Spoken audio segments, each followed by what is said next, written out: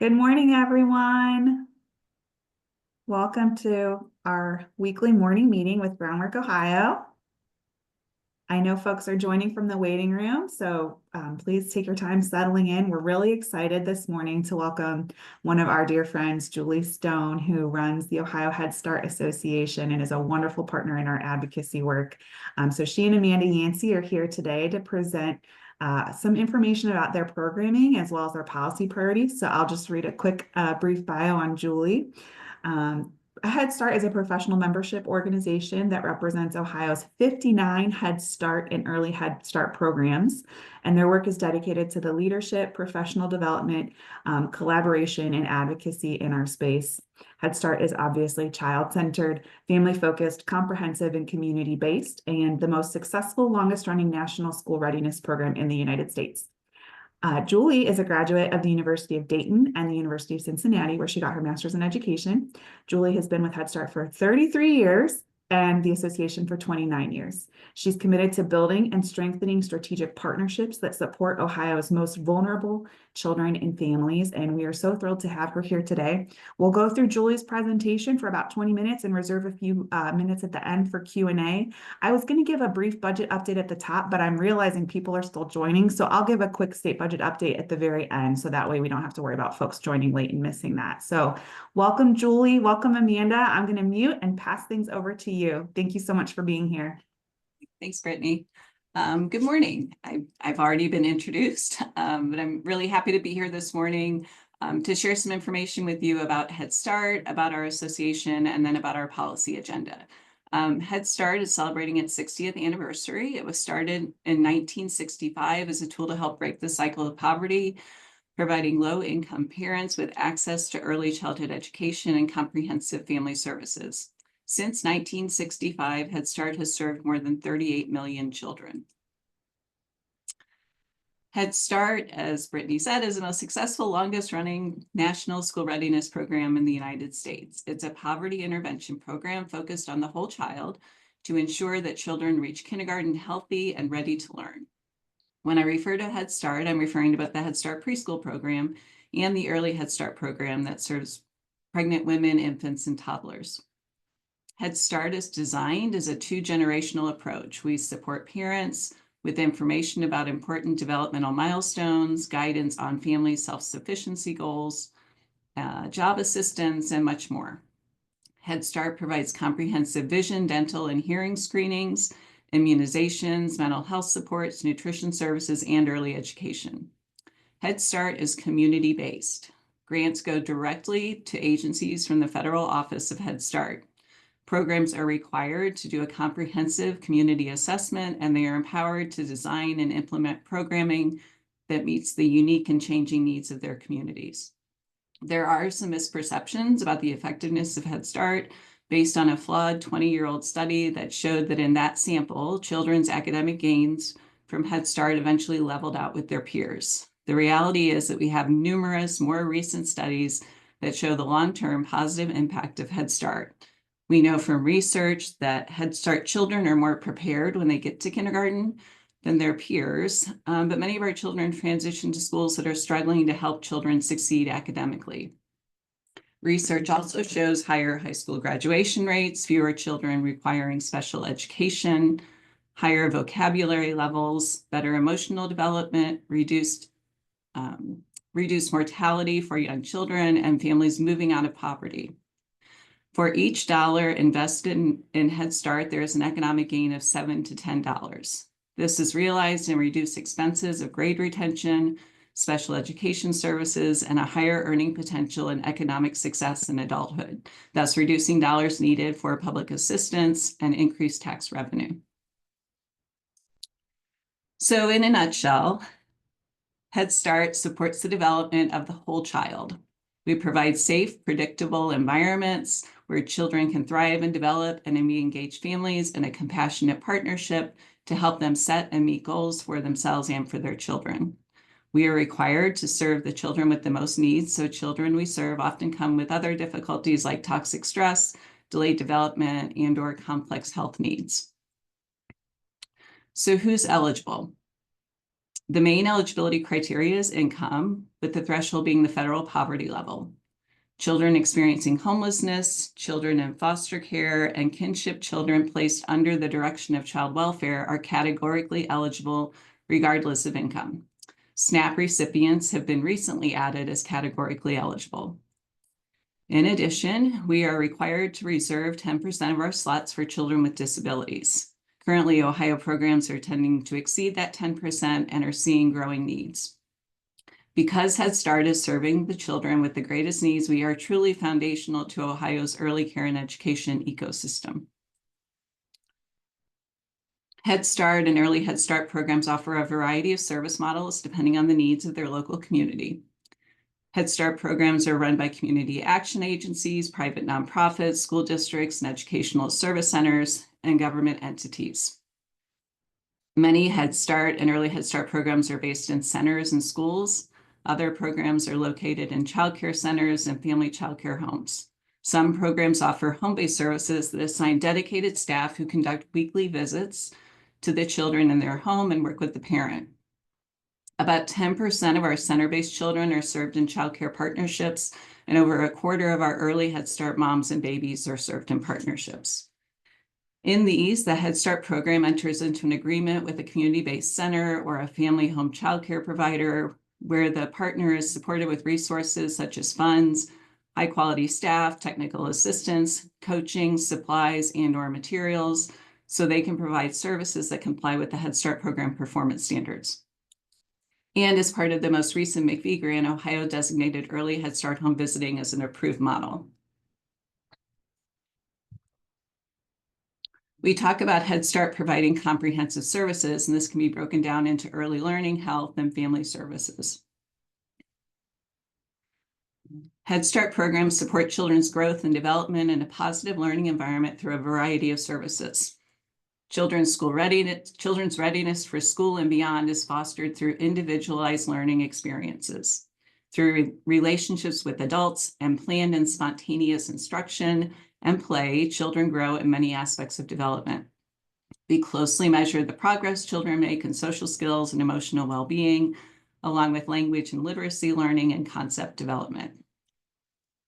So what we're really doing is giving them the skills to be ready for school and for life. Teachers are trained to help each child work through the stages of development, physically, cognitively, and social emotionally. And most importantly, we nurture curiosity and persistence. Each child's perceptual, motor, and physical development is supported to permit them to fully explore and function in their environment. All children receive health and developmental screenings, nutritious meals, oral health, and mental health supports. Programs connect families with medical, dental, and mental health services to ensure children are up to date on well child care and are receiving any services they need. We've all seen the video of the baby who gets glasses and sees their parent clearly for the first time. That's what we do. We are persistent in getting comprehensive screenings completed, and we're often responsible for identifying a delay as early as possible. And we all know how important that can be.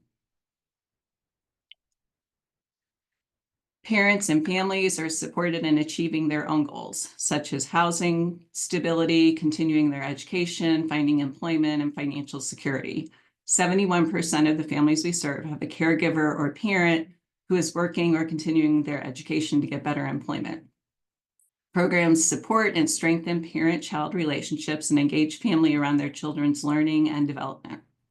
Head Start parents participate in leadership roles, including having a voice in program operations through the program's policy council, a component mandated by our federal standards. We are non-punitive. We meet families where they are, which helps us build strong relationships with our families who often have a history of feeling punished, threatened, or embarrassed by educational assistance and legal institutions. And we keep families together, and it works. Our most recent research shows that Head Start has a multi-generational impact beyond the first generation, and families do stay together. A child enrolled in Head Start is 95% less likely to be placed outside the home. These are some statistics. Head Start is in all 88 counties. We do have just a few counties that don't have early Head Start services. The top two numbers on this list are funded enrollment numbers, and then the others are based on cumulative enrollment, so all of the children who are served throughout the program year. So as you can see, a large number of children are served in childcare partnerships, which benefits all of the children in that facility in some way. And then 15% of the children served had an IEP or an IFSP, and many more children may be going through the evaluation process during the program year. Head Start and Early Head Start work collaboratively with other programs like Ohio Start, Help Me Grow, and Child Welfare to meet the needs of individual families. So some of the things that we bring to the table, Early Head Start can enroll pregnant women, so we can be a very early and first touch point for that family. Programs have strong mental health service resources for children and for families. And Early Head Start and Head Start provide consistency and build strong relationships with families that can be leveraged to help parents succeed in achieving their goals. Having a family enrolled ensures that they are wrapped in comprehensive services, and the other supports they need can be built on this sound foundation, like specialized services or early intervention or preschool special education. I'm going to pause there. That's all of the kind of program information. We're going to go into some information about the association and our policy agenda, but are there any questions? I'm looking at the chat. So how can centers be part of a Head Start program? On the last slide, I will share with you a QR code that you can pull up the directory of Head Start providers in the state. You could contact them and see if they are looking to engage in a partnership. How can centers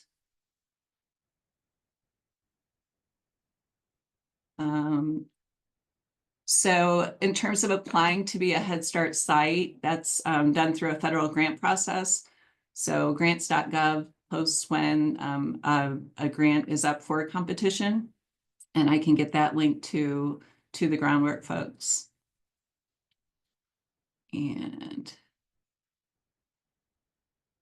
Deborah, you're asking about if you can offer family services at our center. Each partnership is very unique in terms of how all of the services are provided. That the requirements would have to be met for all of the family service components, but it would be something that the Head Start program and the partner would work out what that really looks like. And so the Ohio Head Start Association is a professional member organization whose work is dedicated to leadership, professional development, and advocacy. We are committed to high quality services for the most vulnerable families and children, and we foster positive change in our early childhood endeavors at the local, state, and national levels. OSI was founded in 1970 by a group of volunteer Head Start parents and directors following the recommendation by what was then the Head Start Bureau that all states establish a Head Start Association. The first staff, Barbara Haxton, was hired in 1986, and we partner with a wide range of other state and national advocates who work on behalf of children and families. We work to keep our elected officials informed on the issues we face and the support we need, and we work in close partnership with the Ohio Head Start Collaboration Office, which was pulled into the newly formed Department of Children and Youth. We recognize that strong and effective leadership requires an environment of openness and acceptance, creativity, and continual personal growth at all organizational levels. We support leadership through our extensive portfolio of professional development and networking opportunities. We work closely with the Regional Training and Technical Assistance System. We leverage outside expertise, and we provide opportunities for our local program staff to emerge as leaders in their given areas of expertise.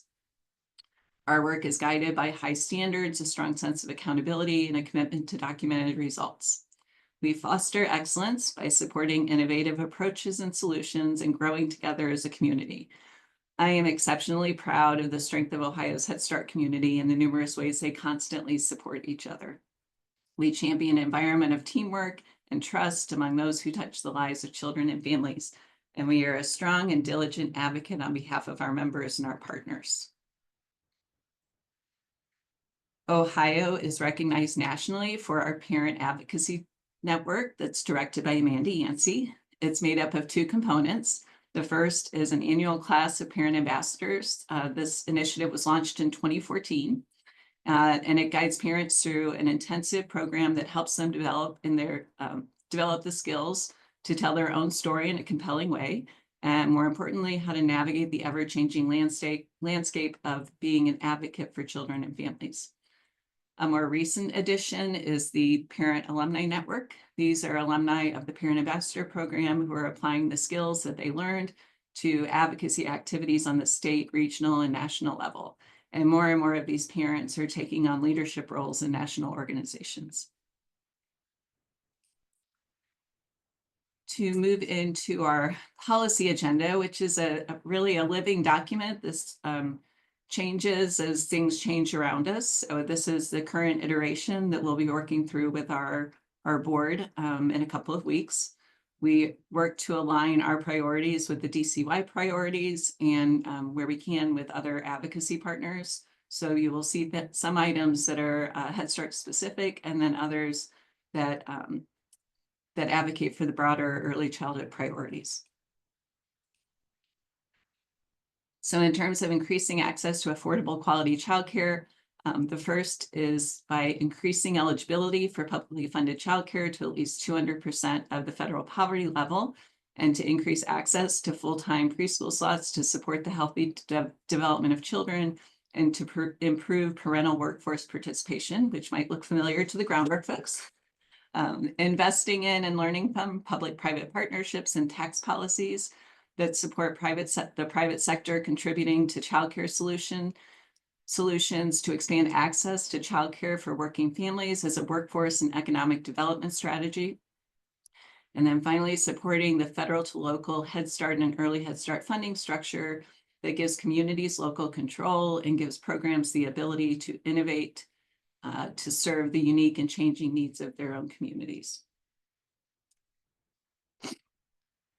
The second priority is reducing infant mortality.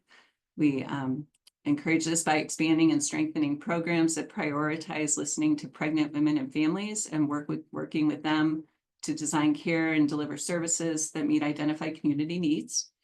Expanding early Head Start home visiting as an approved home visiting model. Investing any new federal grant funds into early Head Start will enhance Ohio's capacity for home visiting expansion.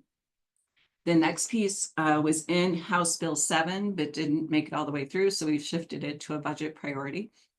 And that is making a $4 million investment in early Head Start for a pilot program, targeting rural and high infant mortality communities to increase childcare capacity and to support the unique needs of infants and toddlers with suspected or identified special needs, and those families who would benefit the most from comprehensive intensive services. This investment will focus on driving innovative partnerships and models to meet local community workforce needs and to further the state's priorities. And finally, expanding funding for early childhood mental health consultation. And the third bucket is improving kindergarten readiness by supporting and integrating Head Start, early Head Start, and other evidence-based quality programming to increase positive outcomes for children in vulnerable populations and better connect families with critical resources. Committing to prioritization by integrating Head Start funds with other funding sources to increase access for families with complex needs. Increasing the public investment in the early childhood education workforce and the broader ECE system to address workforce shortages. This could be done through creating an ECE fellowship or apprenticeship program to support students with paid internships that allow them to work around their class schedules and work in the field with supervision.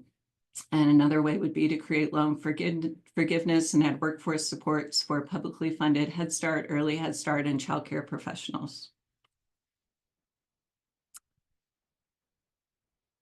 OSI will continue to work closely with our advocacy partners. Groundwork has done a great job over the years of being a strong advocate and strong voice in making the big asks on behalf of children and families We know that we're stronger together, and we're looking forward to being able to work together to advance policy that makes it possible for every child to have the chance to learn, grow, and thrive. As I said earlier, the QR code on this page will take you to an interactive directory on our website where you can find the provider in your community. Thank you so much, Julie. And the chat is popping with folks who love and want to support your work. So we have a question from Patty Gleason already about what would you say your top concern for Head Start is in the next 4 years, and how can folks on this call support you? Wow. Keeping the federal to local funding is very important to us. We feel like that really makes us very nimble and able to really change quickly and shift and meet the needs of families. Yeah, beyond that, I think just for folks to be the voice that what we do is really important. We are in communities where if not for the Head Start services, there would not be access to care, much less quality care for families. And the work that we do is really hard and really important. And we know, as I said, that the foundational, leveraging that federal investment to serve every county in the state really creates that foundation that the state can then make their investments to build on top of that. Absolutely. I've got one more. Courtney is asking whether there's a way to be proactively notified about specific grants specific to counties rather than checking into that grants.gov portal that we're all familiar with being quite a behemoth. Yeah. And I think you can sign up for notifications from them, but I don't know of a way that you can set it to a specific community, unfortunately. Yeah. Well, thank you, Sandra. Yes, I'm Southeast Ohio love. And we're just so grateful for your partnership and advocacy. Obviously, our policy agendas are so closely aligned, and your programming is so critical. So we really appreciate you taking the time. We've got over 90 folks on the call, so if folks have more questions, please do not be shy. I'll go ahead and stop share. Julie, if it's okay, I'll just put your email address in the chat. Oh, sure. Yeah. And then I'll stop share in case anybody wants to come on camera rather. And kind of looking through names, I see some familiar ones. And if any of the Head Start folks on here have something you think folks should know that I didn't cover, or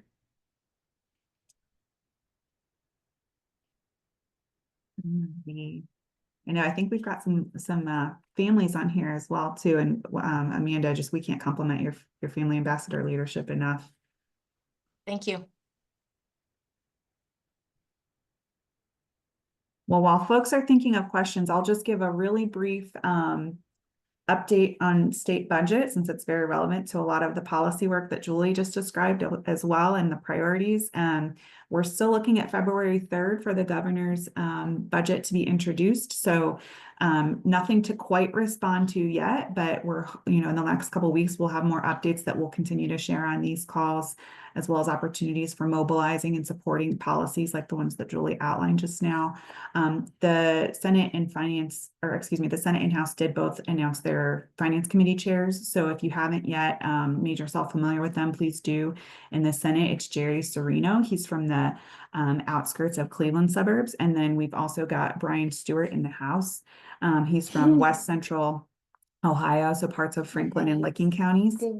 I am sorry, I have a 6-year-old who's homesick with me today that has thoughts on all this, I guess. He has expressed, he was kind of on the outs with the last administration. So he expressed this week, we had a chance to talk to him. He's really excited to be active and participate in the policymaking process this cycle. So he also mentioned he gets Groundwork's reports, which I was floored by the fact that he said he opened those from the mail. So I'm hopeful that means he's thinking about all of these programs, and early learning is on his agenda. Let me double check the chat as I'm chatting.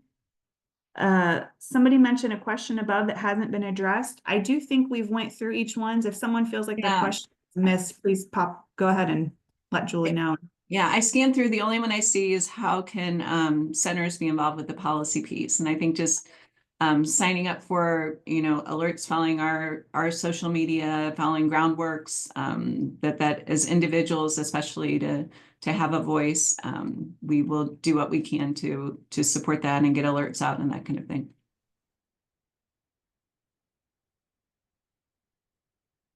Wonderful. We have a few more minutes if anybody wants to pop on. It's a rare opportunity for us to have this many wonderful brains in the room together.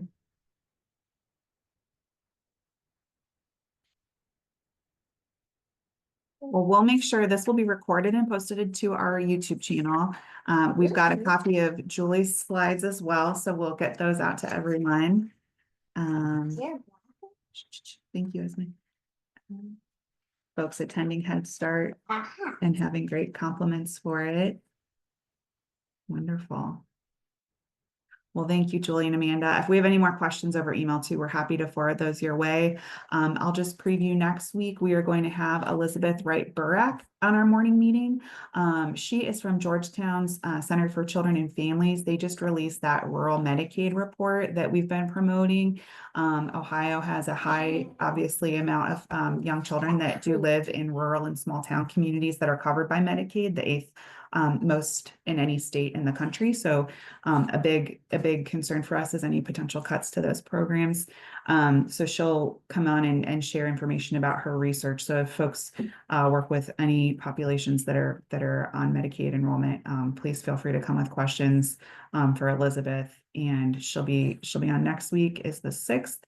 And we'll keep promoting. We've got, I think, the rest of February is booked and March is booking up. So we've got some really great folks coming on, and we're working on getting some legislators to this spring to talk a little bit more about their role in the budget process and what their priorities are. So if there are no other questions, we can end a couple minutes early. Thank you so much, Amanda and Julie. We just really appreciate your leadership and partnership, and I'm very grateful. I've really enjoyed learning from you over the last year, Julie. So thank you for being so gracious with your time today. Thank you. Likewise. Thanks, everyone. Stay warm this chilly, chilly morning. Thank you. Take care. Bye. Thank you.